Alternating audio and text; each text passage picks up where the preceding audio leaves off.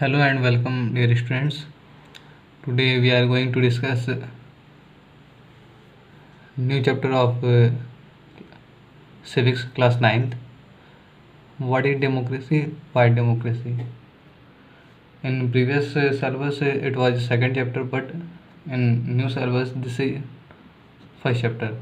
As some topics are related to first chapter, that's why I have uploaded previous video regarding chapter 1.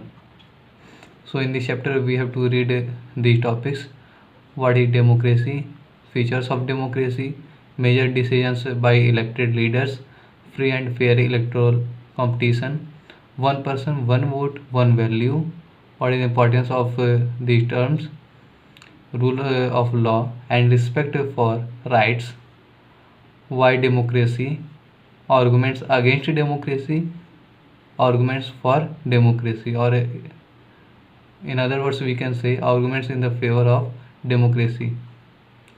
broader meaning of broader meaning of democracy. The first question arise, what is democracy? So as its answer is very simple, we have read in previous classes many times. A simple definition: democracy is a form of government in which the rulers are elected by the people. This is a simple definition. Because we are going for next year for board, so we must know broader definition which we get from these chapters, and we must know every terms of words which we are using in any definition. Then many times question is asked, if democracy, then what is the features of democracy? Why nowadays every country wants democracy? So the points which you must know, features of democracy. First point is the rulers are elected by the people. This is the first feature of democracy कि जो rulers हैं वो क्या लोगों के द्वारा चुने जाते हैं. ठीक है. सेकंड पॉइंट क्या होता रहा, free and competitive elections are held. This is the second feature of democracy. Each adult, irrespective of religion, education, caste, color, wealth, have one vote, one value. सबसे बड़ी बात क्या है हमारी डेमोक्रेसी कि जो इलेक्शन होते हैं वो फ्री और कॉम्पिटिटिव होते हैं. मीन्स हर कोई उसमें कॉम्पिटिशन कर सकता है. जो भी इंटरेस्टेड हो उसके क्वालिफिकेशन को फॉलो करे वो इलेक्शन में पार्टिसिपेट कर सकता है. और साथ में किसी भी रिलीजन का हो, किसी भी एजुकेशन का हो, कहाँ तक उसकी एजुकेशन हो, कास्ट कोई भी हो, कलर कोई भी हो, रिच मेंबर हो या फिर पुअर मेंबर हो, सबके वोट की वैल्यू एक ही होती है. कई कंट्रीज पे ऐसा देखा गया था कि जब स्टार्टिंग में डेमोक्रेसी की स्थापना हो रही थी 19th सेंचुरी में, तो वहाँ पे जो सोसाइटी उनको फेवर करती थी उनके वोट्स को ज़्यादा काउंटिंग की जाती थी. The elected rulers take decision within limits set by constitutional law and citizen rights. जो रूलर्स लोगों के द्वारा चुने जाते हैं वो ऐसे उनके जो डिसीजन होते हैं वो काफ़ी लिमिटेड होते हैं. जो और लिमिट्स कहाँ से आती है, हमारे कॉन्स्टिट्यूशनल बॉडी से. इन लोग के सारे जो भी राइट्स है, पावर्स हैं, हमारे कॉन्स्टिट्यूशनल लॉ के अकॉर्डिंग बंधे हुए हैं. रूल ऑफ लॉ, कानून के अंतर्गत वो सभी लोग आते हैं. The rights of citizens must be protected through constitution. और साथ में जो डेमोक्रेसी की सबसे बड़ी बेसिक फीचर है वो क्या है, जो लोगों वहाँ के सिटीजन्स के राइट है वो कॉन्स्टिट्यूशन के हेल्प से आराम से उनको प्रोटेक्ट की जाती. और लास्ट फीचर ये है हमारा कि there must be an independent judiciary. कि यहाँ डेमोक्रेसी होगी वहाँ पे एक इंडिपेंडेंस जुडिशरी होनी चाहिए जो किसी के पे, चाहे वो लीडर्स हो या फिर वहाँ के सिटीजन्स हो, चाहे एग्जीक्यूटिव हो, जिसका भी हो, इंडिपेंडेंटली वो क्या करे, अपना जस्टिस दे पाए.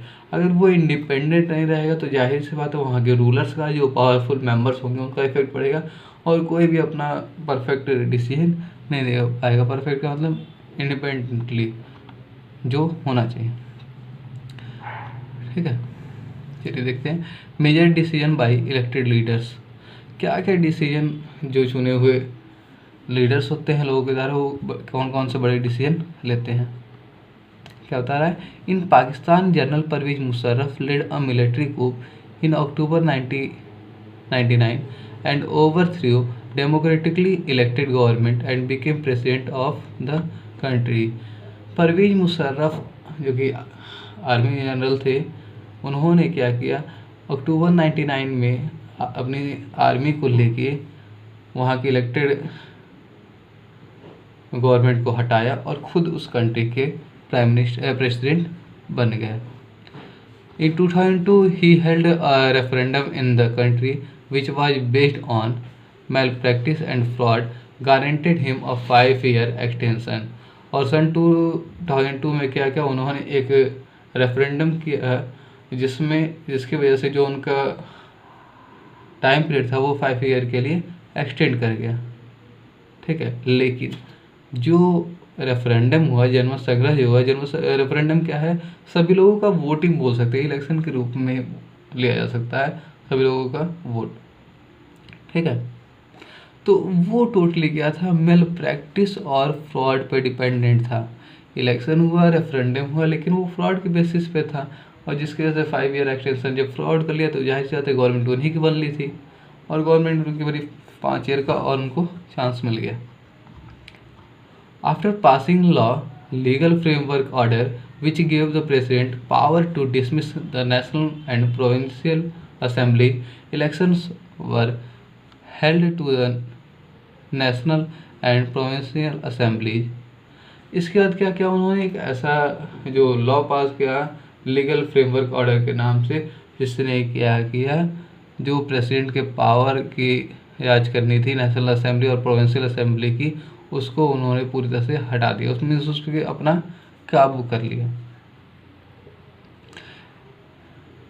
ठीक है,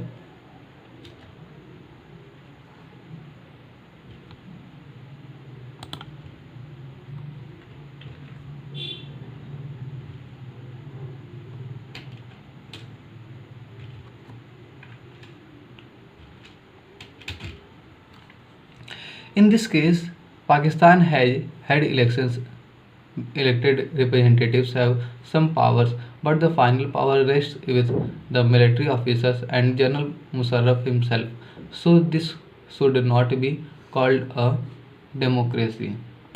इसके साथ में क्या किया उन्होंने, वहाँ पे इलेक्शंस हुए, मेंबर्स भी चुने गए, जो इलेक्टेड रिप्रेजेंटेटिव थे उनके पास कुछ पावर थे, लेकिन जो फाइनल पावर था वो मिलिट्री ऑफिसर के और जनरल परवेज मुशर्रफ के हाथों में ही था। So this is not called a democracy, तो इसलिए हम उसे डेमोक्रेसी नहीं कहेंगे। हाँ, वहाँ पे इलेक्शंस हो रहे थे, लोग चुने जा रहे थे, फिर वो डेमोक्रेसी नहीं कही जाएगी। ठीक है, क्योंकि जो इलेक्शंस हो रहे थे वो फेयरली नहीं हो रहे थे, और फेयर इलेक्शन क्या होते हैं आगे हम देखेंगे। In a democracy the final decision making power must rest with those elected by the people. क्या कह रहा है, डेमोक्रेसी जब होगा तो उस टाइम फाइनल डिसीजन में पावर जो होगा एक ऐसे पीपल के हाथों में होगा जो क्या होगा, लोगों के द्वारा इलेक्ट किया गया हो। लेकिन पाकिस्तान की जब हम बात कर रहे हैं तो ना ही परवेज मुशर्रफ लोगों के द्वारा इलेक्ट किए गए थे, ना ही वहाँ के मिलिट्री ऑफिसर्स, कोई पब्लिक के द्वारा इलेक्ट नहीं किया गया था, और जो पब्लिकली इलेक्ट किए गए थे उनके हाथों में कोई पावर नहीं था। अब फ्री एंड फेयर इलेक्शन क्या है इसको हम देख लेते हैं। कह रहा है in China elections are regularly held after 5 years for electing the country's parliament called National People's Congress.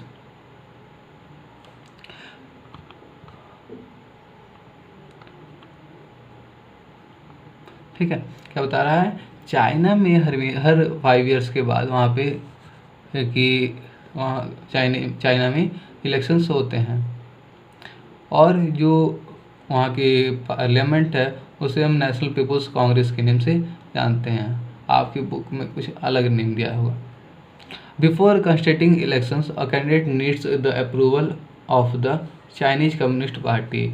Election होने से पहले ये कंपलसरी है कि वहाँ का जो मेंबर होगा उसे कम्युनिस्ट पार्टी की सदस्यता लेनी पड़ेगी। ठीक है। The government is always formed by the communist party. वहाँ की सरकार हमेशा कम्युनिस्ट पार्टी के द्वारा बनती है। Mexico holds election after every 6 years to elect its president. और मैक्सिको को हम ये होते हैं तो हर 6 years के बाद वहाँ पे इलेक्शंस होते हैं वहाँ के प्रेसिडेंट चुनने के लिए। But until 2000 every election was won by a party called PRI, Institutional Revolutionary Party. लेकिन जब हम देखते हैं कि वहाँ की कंडीशन पे तो इलेक्शंस तो हर 6 years पे होते थे, लेकिन जो वहाँ के इलेक्शन होते थे उसमें बस हमेशा एक ही पार्टी जीतती थी, इसका नाम क्या था, PRI। Opposition party did contest election but never managed to win as PRI was known to use many dirty tricks to win election। Opposition party हमेशा इलेक्शन लड़ती थी लेकिन कभी भी ऐसा नहीं हो पाया कि वो इलेक्शन जीत पाए। इसके पीछे एक ही रीज़न था कि जो PRI थी वो बहुत बेकार तरीके से या फिर फ्रॉड तरीके से इलेक्शन को जीतती थी। Both other cases should not be called a democracy. चाहे चाइनीज़ की बात करें चाहे हम मैक्सिको की बात करें, दोनों कंडीशन डेमोक्रेसी की नहीं होगी क्योंकि अपोजिशन को वहाँ पे चांस ही नहीं दिया जा रहा है। A democracy must be based on a free and fair election where those currently in power have a fair chance of losing. यार डेमोक्रेसी उस आधार पे होनी चाहिए जहाँ पे फ्री और फेयर इलेक्शन हो, साथ में उस वहाँ के जो लोग हों वहाँ पे पावर को लूज करने का भी बिल्कुल चांस हो। Okay, thank you dear students. In next video we will see further topics of this chapter. Thank you.